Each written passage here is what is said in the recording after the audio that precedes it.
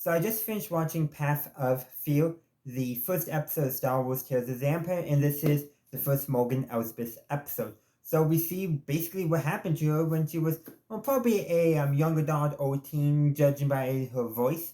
And that's pretty much the droid army comes in, wipe out her Night Sister village, and she loses her sisters and her mother. I don't know if that was her clan mother, her actual mother, or both.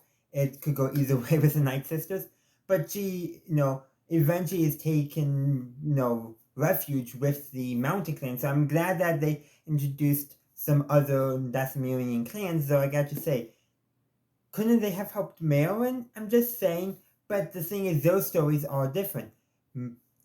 Marilyn's story is one of survival, and that's all covered in the Star Wars Jedi franchise. Morgan Elsbeth, well, it's going to be the dark side. It's not going to be survival and finding hope. It's going to be doubling down on her fear, on her anger, on her hate. And this, well, she's set on the path of fear. She's fearful of the droid army coming back. She wants revenge. That's obviously a part of it, but she's also afraid for her own life.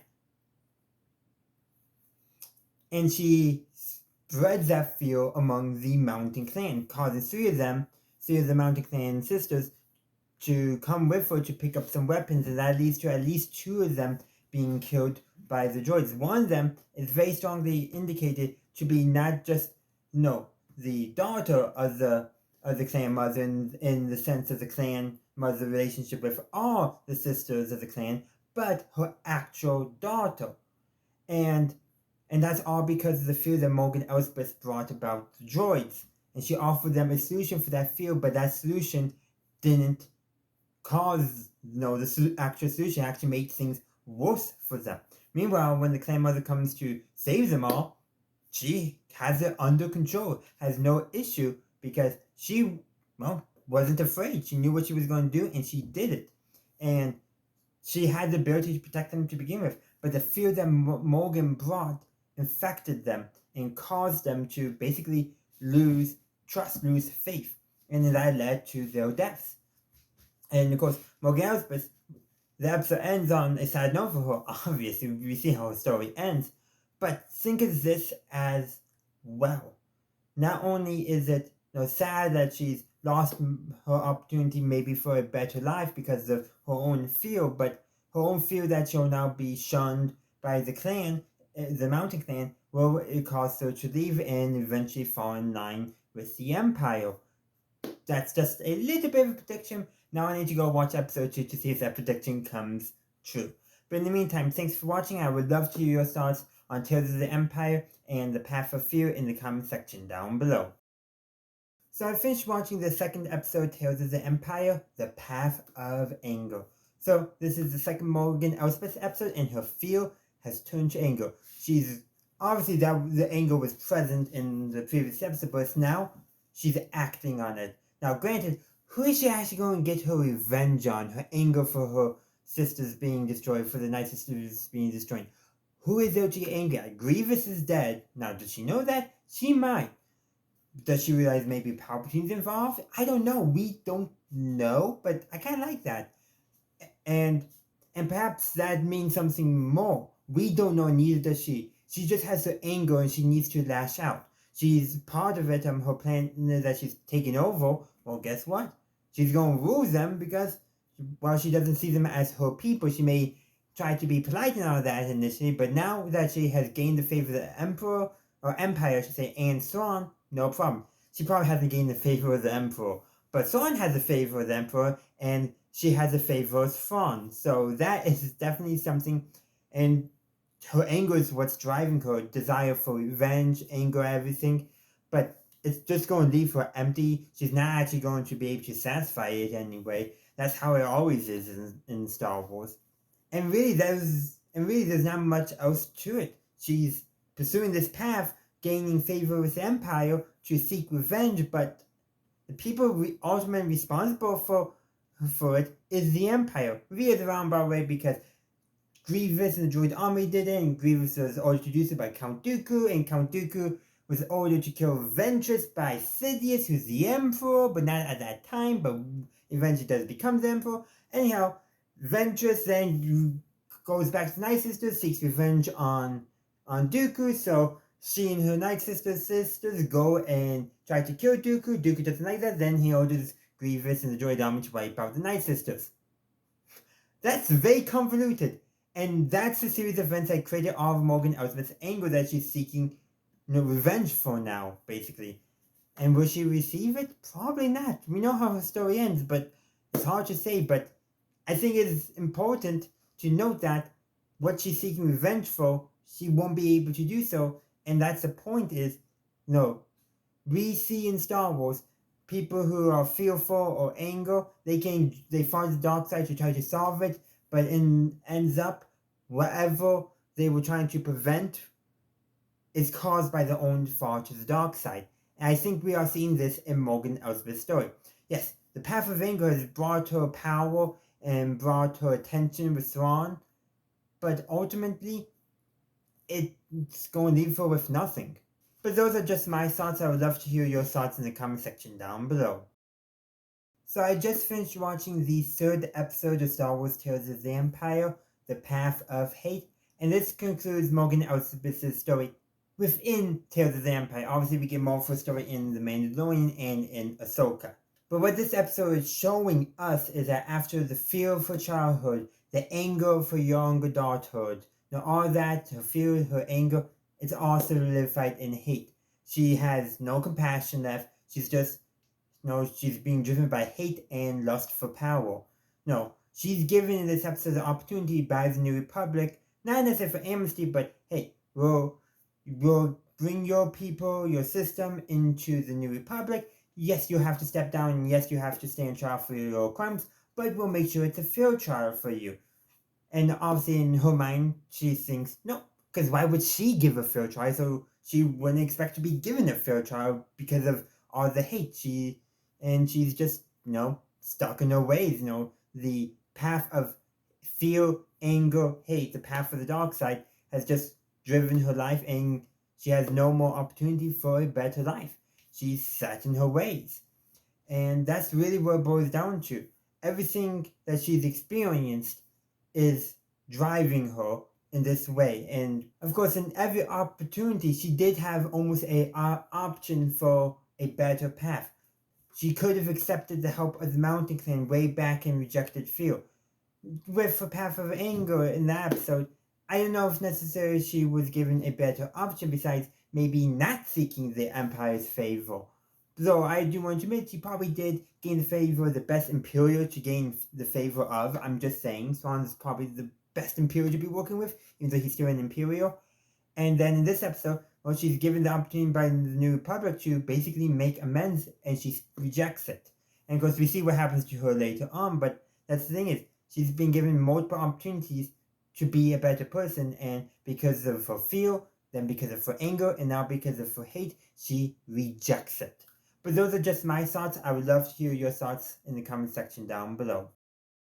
And now that I've talked about all three of the Mogan Elsbeth's episodes in Star Wars Tales of the Empire, let's actually talk about them as a group. I did a little bit when I was finishing my review of The Path of Hate because it does fit well, but there's other things to really touch on. First, I want to reiterate how in every episode she is given an opportunity in some form to reject the fear, the anger, and the hate, but she rejects the opportunity to reject them. Does that make sense? Because that's literally what happens. And it puts her on the path that we see her fall down in The Mandalorian and in Ahsoka. And it makes her a tragic character. She could have had a better life. She had many opportunities. She could have made a home with some Mountain Clan, found a new family of fellow Dathomirian witches, just not the Night Sisters. She could have on the planet's name is blanking, but on the planet that we see in her rule in the Mandalorian and in the last two episodes of Tales of the Empire for her, she could have decided to make them, her people, really integrate with the community rather than walling herself off in a little bit of a palace in a Zen garden. She could have made them her people, but she rejected them as her people. She gave them promises, and maybe in the beginning, maybe she was trying, but her anger at what happened to the Night Sisters prevented her from maybe finding some new people, just like Offee at everything that she just experienced when the Night Sisters were destroyed by the droid army prevented her from finding a new home with the Mountain Clan. Both times, her fear and her anger prevented her. Then comes now. There's no way her people will probably forgive for now, but one of them does try to encourage her, hey, maybe. But again, her hate, she just has nothing left to give, really. She just has all she has left just the fear, anger, and her hate. So she just can't accept to make amends for everything all the wrongs that she's done. And that leads to her demise that we later see in Star Wars Ahsoka. But we got a bit to go there. But there's a few other things I would like to talk about. One, in Path of Anger and Path of Hate, we see her with the Beskar spear that Din later gains from her in combat. Though actually, partially because of Din's actions, does help the people on the planet she's taken over. But that's not part of this story. But it's nice to see that she actually fights Rook at one point, which is a test by Thrawn. First you had Pelion asking her questions, and then Thrawn sends Rook to give her a physical test, and then he asks the same questions, and she actually answers. And she admits that it's her anger, really, at what happened to her clan, her Night Sister family. And of course, we do learn that. That's some great insight into her character. Of course, she also accepts Thrawn's favor, and that allows her to re-cement her role with the people who, because she wasn't able to deliver what she promised to them, and she doesn't see them as her people because, since she wasn't delivering her promises, they were getting mad at her and angry at her. See that parallel there? And Thrawn's resources allow her to cement her rule over the planet and the nearby planets and systems. So it's all connected in that way. Another thing I would like to mention is Pelion. According to the Thrawn books, it wasn't until after Thrawn became a Grand Admiral that he actually met Pelion for the first time. It was actually Thrawn Treason, I believe, if I remember correctly, or was it Thrawn Alliances? One of those two, where he first meets Pelion for the first time. But you know what? I don't mind a subtle retcon there. Perhaps it very much, he did meet Pelion while he was still an admiral, but he maybe briefly had Pelion under his command, but some Grand Moff ordered Pelion to join this fleet, and it was until he became a Grand Admiral reconnected. We can justify it however we want, because it's minor. That's a minor thing. It's just nice seeing Pelion again when it comes down to it. And then, should I talk about the animation? Beautiful, gorgeous. I mean, I already did, I think, one or two of my, reaction videos where I talked about Grievous's animation, which just makes him really look intimidating and scary, and it's just amazing. But also, there's one scene too where there's a fire going on. I think it was in the first or second episode, but regardless, the fire animation looked so real. It was just amazingly detailed. Like, you could not just see, the orange glow of the fire, but you could see the individual flames. You could see the charred on the wood. You could see the bark on the wood being burned away. Like, it was so good. And really, the animations through all of this, and I expect in the next 3 episodes to also be just amazing. And in all honesty, it's just great, amazing animation, and I can't say anything more about it because I would just keep on saying it's great and amazing, keep on pointing out more tiny details, like all the different Night Sister magic and just Decimarian Witch magic that we see, all the different ways it's animated based off of the Night Sister and Mountain Clan, just that subtle little stuff. Mogan Elsbeth losing her Night Sister markings as the magic of the Night Sisters fade, though Marin does keep hers, but Marin also has a slightly different story going on, so that's a totally different story to talk about at a different time. But really, there's just so much amazing animation that just looks gorgeous. Even when it's not that of a gorgeous event, a tragic event, it still just looks amazing. They just did such a good job at animating. But it's going to be interesting to see now with the Barris Offee episodes coming up, how will Mogan Elsbeth be providing a follow to Barris, and we'll be discussing that during the Barris episodes and at the end and as a whole when we get to that point in my reviews. But in the meantime, let me know your thoughts on the Mogan Elsbeth episodes of the Tales of the Empire and any expectations you have for the Barris episodes. So I just finished watching the 4th episode of Star Wars The Tales of the Empire, Devoted. Now, so this is the first Barris Offee episode. I've already reviewed and watched the Mogan Elsbeth episodes, and already there is a different tone being set. The Mogan Elsbeth episodes very much seem to set more of a tone of this is a character already on the dark path. Not just in a dark place, but on the dark path. Meanwhile, with Barris, it seems like she's in a dark place. She betrayed the Jedi, she betrayed the public, she betrayed her friend Ahsoka. Barris is in a dark place. She's in a prison for life, and she's given opportunity by the Inquisitors. So basically, this episode is all about her joining the Inquisitorius. Now, I expected maybe a little bit more of training, but what we did get was pretty good. We see the beginning of the Fortress Inquisitorius or no, which by the way, I kept on looking for things that looked familiar from Star Wars Jedi Fallen Order. A few hallways, that's really it. And I'm glad that they made this being different sections because it's a big fortress. So obviously there's going to be different sections of it that are going to have different looks. I like that. I really do. And basically there are three key scenes in that. The first scene is Barris and two other former Jedi are being held and they're advised not to leave. If they try to leave, they'll be killed. And the one who does leave does not survive. And then the next scene is basically Barris being tested by the Grand Inquisitor, trying to get her to release her anger. And it does work mostly.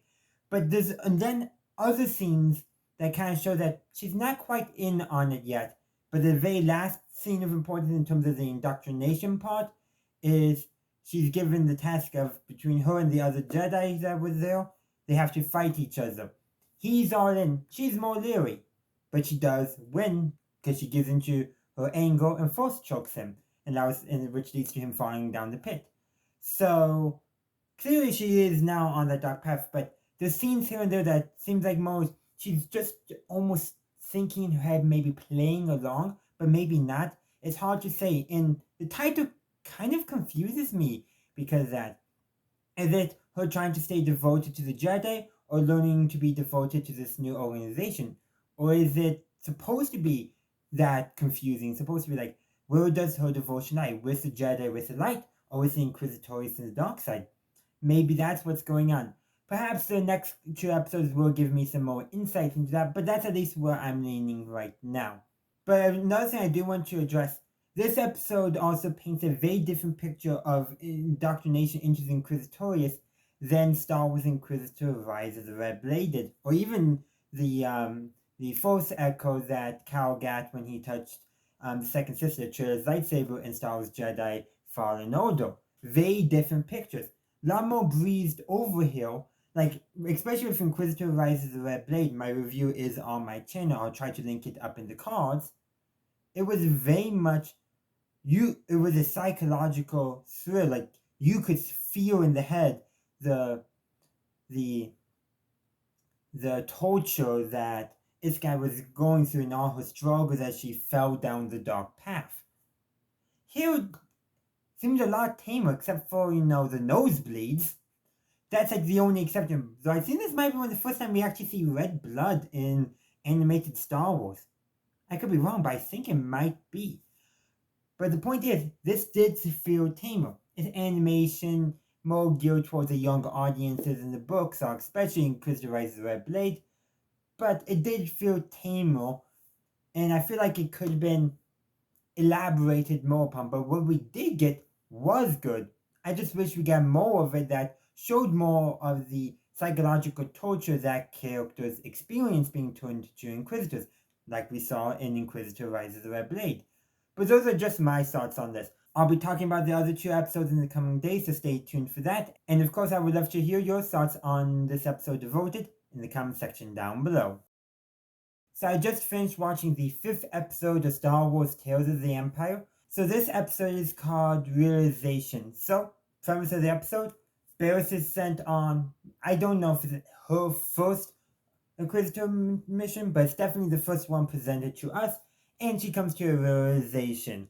Basically, yeah, the Inquisitorius is not the good guys. I'm cutting to the point very quickly, but that's the point. And I want to illustrate this by bringing up Star Wars: The Bad Batch. In The Bad Batch, especially season 1, helmets were a big part of it. And we also saw this too in Star Wars Battlefront 2 campaign. Basically, whenever a character is acting loyal to the Empire, their helmet is on.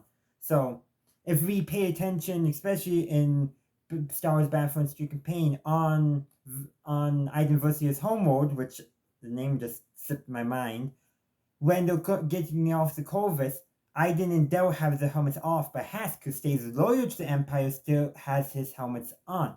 Granted, they all put their helmets on before the mission begins, but the point being, in the cutscene, the characters who ultimately rebel against the Empire have their helmets off. In Star Wars: The Bad Batch, we often saw the same things, especially post-Order 66.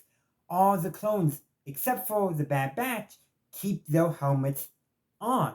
It's that kind of similar thread. Anakin Skywalker, Darth Vader. Yes, he has his time as Darth Vader without his helmet, but think of this. Right after he betrays the Empire to save his son, what does he ask Luke to do? To remove his helmet. He says it so he can see Luke with his own eyes, but it can also be interpreted as he's taking off the helmet, the dark side that's been surrounding him. And in this episode, pay attention to Barris' helmet. At the end of the last episode, she puts her helmet on for the first time, where she basically says, long live the Empire. Though you can definitely tell she's the most uncommitted of that group there. In this episode, the other Inquisitor doesn't even have a helmet, but the thing is, Barris, like Iden Del, exits the ship with her helmet off. It's only later on that she puts her helmet on again.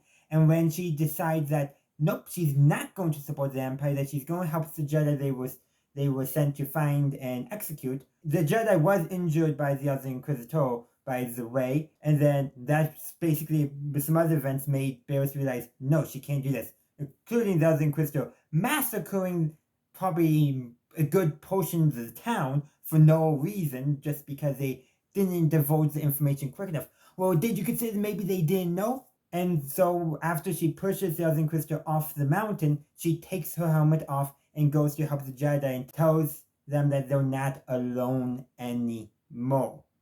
Because that's something that the Jedi had expressed during their duel with Barris, that he was tired, that he was alone, and Barris is trying to get them to surrender, and maybe they would have, but the other Inquisitor goes in for the kill instead.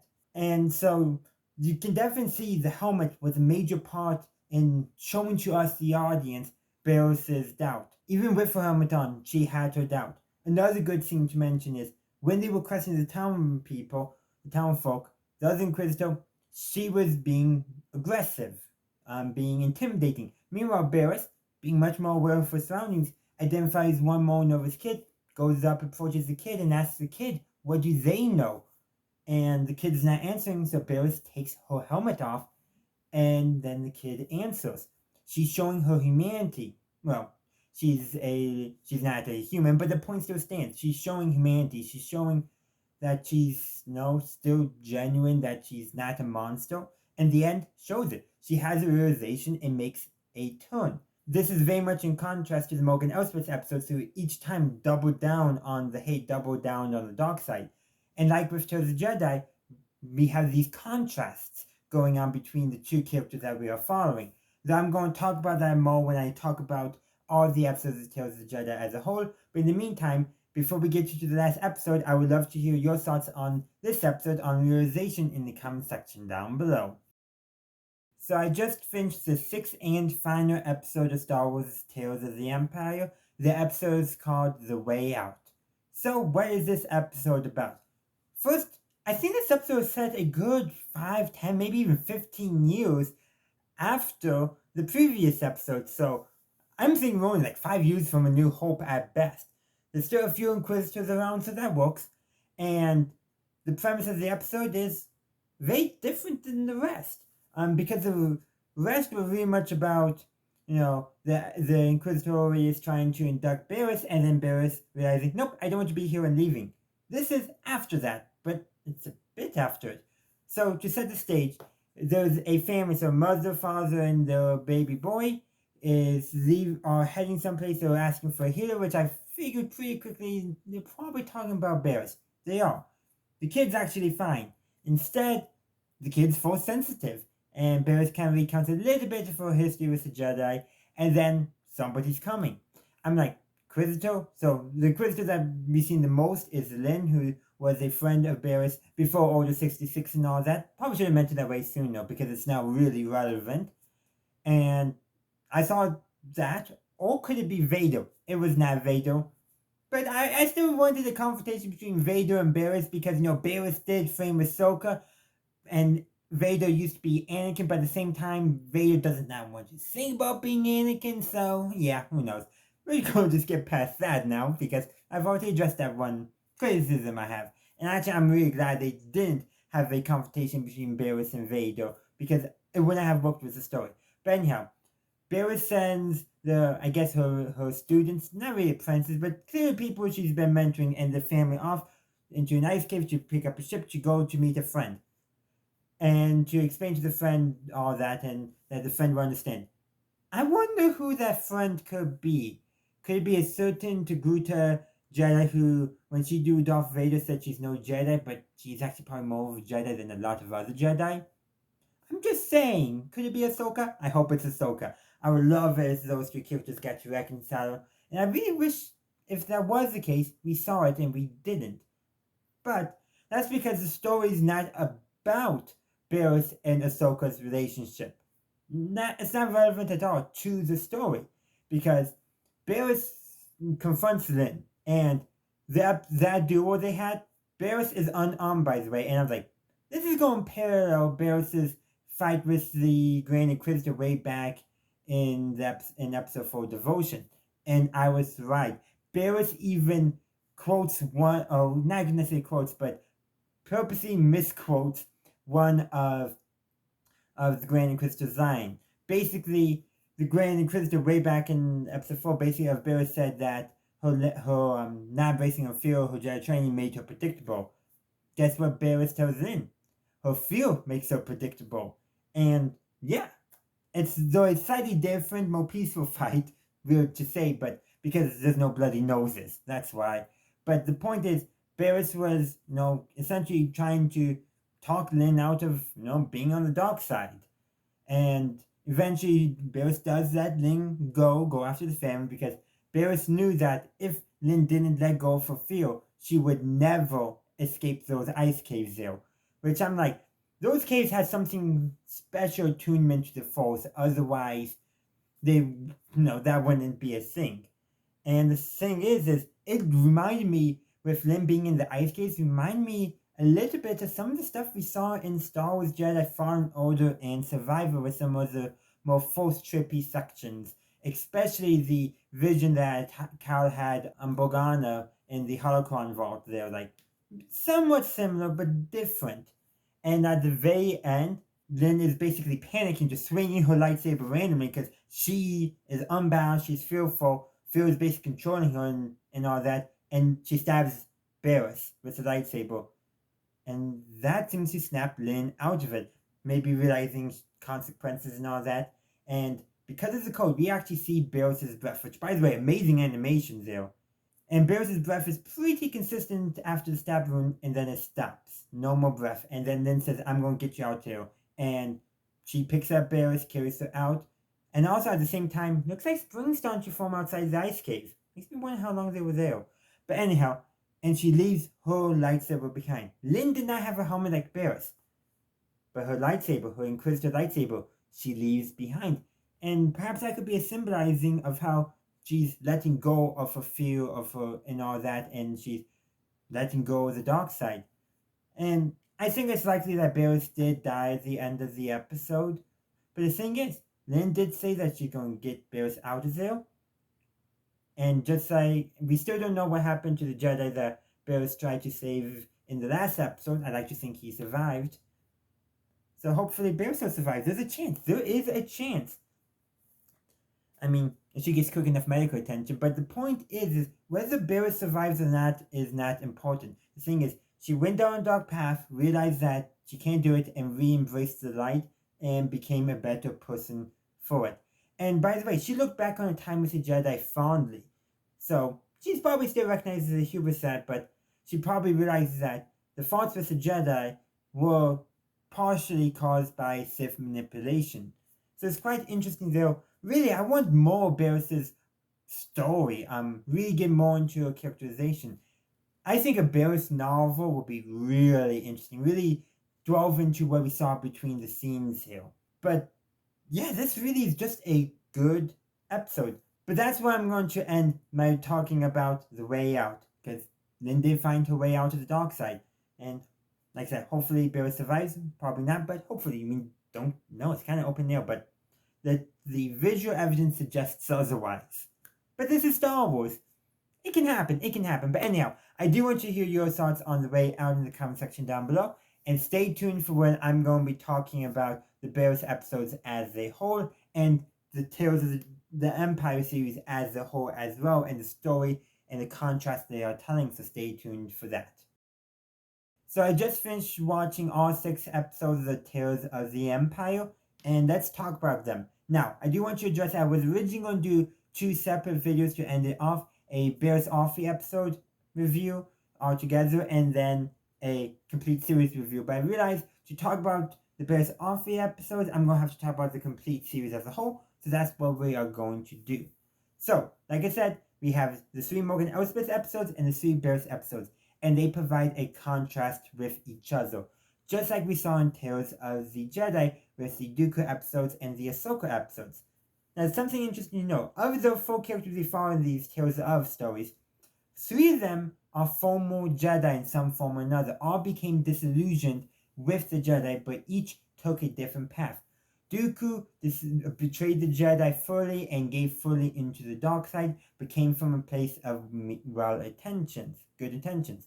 Ahsoka also had a falling out with the Jedi, but she never lost faith in what the Jedi stood for. Dooku and Barris did, but Ahsoka never did. But here was Barris. She lost faith in the Jedi Order as an institution, but unlike Dooku, Ahsoka never lost faith in the Jedi's ideals and beliefs. Institutionally, probably, but never what the Jedi stood for. Kind of same thing with Barris. The reason why she betrayed the Jedi was because she believed that the institution had given up, had abandoned their own values. And when the Empire comes in knocking, they use that to try to manipulate her. And Barris, just like Ahsoka, eventually, because Barris needs a little more pushing than Ahsoka did to avoid the dark side, but Barris does realize that the dark side is now for her. It takes her a little bit, but even doing within manipulation and indoctrination, the only thing she really seems to fully believe in is the party line of the Empire, i.e. peace, order, stability, and all that. Not the torture, not the brutality. She's not into any of that, even as an Inquisitor. And it's like on her first mission when she's like, yep, nope, not for me, and ducks out. That's quite impressive. Compare that to Dooku, who went in all and then became a Sith Lord. And then Ahsoka, she tried to, live a peaceful life, realize that, nope, she has to stand up, and she does. Very different stories. But I'm talking a lot about Tales of the Jedi, but we gotta talk about the Mogan Elsbeth episodes, because those are the ones that are in direct contrast to Barris. Like I said, Barris was tempted by the dark side, briefly trodden down that path, but she ultimately decided not to go down the path of the dark side. But what does Mogan Elsbeth do? In the face of fear, her anger, her hate, she keeps on going down the path. That's why her episodes are titled The Path of Fear, The Path of Hate, The Path of Anger, because Mogan Elsbeth, at every opportunity which she's given to not go down the path, she does go down the path. But look at the titles for the Barris Offee episodes. Devotion to the Force. There's multiple scenes in that episode where Barris is meditating, including in Fortress Inquisitorius. Then we have the next episode, Realization. She comes to a realization about what the Inquisitorius really is about, because she had kind of deluded herself into what they were stood for. So how she was able to realize that with all the torture and that, and being forced to kill another Jedi who decided to be in on the dark side and all that, how did she not pick that up? Little dent of Barris there, but she's trying to survive, so I'll give her a pass there. And then the last episode, The Way Out. Barris had already found the way out, but she extends the way out to another Inquisitor, her friend Lynn. And at the end of the episode, Lynn does accept Barris' help for the way out. requires Barris getting fatally injured, and maybe there's a chance of survival. I mean, force heal is a thing, and we don't know where Barris' species' heart is, so there's a chance. There's a chance, though. The fact that she stopped breathing and it was cold is a sign, but then again, it was starting to look more like spring outside the ice cave, so perhaps that's just because it wasn't cold anymore, because Lynn had given up on the dark side, had taken the way out. And so, Lynn, in almost some ways, might have been a better contrast to Mogan Elsbeth than Barris, because Lynn was there every single episode, and she also provided a contrast, if for Barris. But in some ways, the Lynn character does contrast with Mogan Elsbeth better, because, like Mogan Elsbeth, she makes those wrong decisions, but in basically her path of fear moment in the ice caves, or her path of anger moment in the ice caves, she decides to stop, turn around, and accept Barris' help. This requires stabbing Barris, like I said, but in some ways, maybe we should have followed Lynn instead of Barris. I think her story might have been a little more interesting. I still want to know more about Barris' story as a whole, but that contrast in the Barris episodes kind of makes a better contrast to the Mogan Elsbeth episode, seeing two characters presenting with many similar situations but making different decisions. Because the contrast with Mogan and Barris is not as strong as the contrast between Ahsoka and Dooku, but Mogan and Lynn, I think there's something more there that could be explored, the difference between the characters and how they reacted to the offers of the dark side. But there's so much more we can discuss in these episodes, and that's the point. These episodes are about really getting new views on Star Wars. And there's one more thing I want you to discuss. Characters going down the dark path in general, but turning away, has been a common trope in Star Wars. Redemption is a big theme of Star Wars. If you remember when I talked about episode 6, the Way Out, I feel like it should be called The Path Out, to compare to the Mogan Elsbeth episode in terms of title structure. But the thing is that redemption is a big thing in Star Wars, and look at how many characters have turned away from the dark side. We've had Kylo Ren, Ben Solo. We've had Vader / Anakin. We've had Barris now, Lynn, Reva, Trilla, May. Yeah, I'm recording this after the Acolyte, so I can talk about the Acolyte in this video. And that's actually something I kind of want to bring up. May, like Barris, fell down the dark path out of a misguided sense of seeking justice, seeking order, stability, a misguided sense. May went down the dark path because she thought she wanted revenge on what happened on Brendark, but she actually wanted justice. Barris started down the dark path because she saw the hubris of the Jedi, the faults of the Jedi, and was given an option to maybe do better, but she realized quickly that the Empire was lying. And May also had the realization, especially when she found out her sister Osha was alive, that she also had the option that, no, I don't want revenge, that there's no another path forward for her. And both May and Barris saw that path forward, that alternative path from the dark side, and they took it the first chance they got. Now, May's story definitely has a lot more exploring to do, so hopefully we get either a season 2 someday, even though despite the cancellation, even though Disney hasn't said anything yet, or we at least get a novel, something to continue that story there. But Osha might be more similar to Lynn in some ways, but maybe not.